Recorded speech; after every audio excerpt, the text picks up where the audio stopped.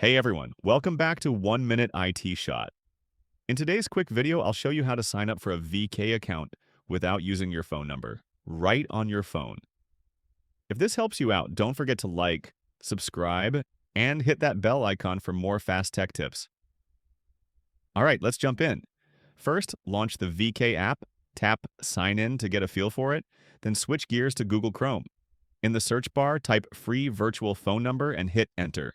Scroll to the first site that looks promising, like you're on a digital adventure. Browse the list, pick a number that vibes with you, and copy it to your clipboard. Quick and easy. Head back to the VK app, paste that virtual number into the phone field, and let it settle. Jump back to the virtual number site, hit Update Messages, and keep an eye out for that verification code.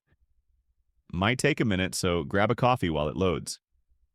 Once you spot the code, plug it into VK. You're in without sharing your real digits. And that's it. You've successfully signed up for VK without a phone number. Let me know in the comments if it worked for you. If you found this helpful, hit that like button, subscribe to 1 Minute IT Shot, and I'll catch you in the next one.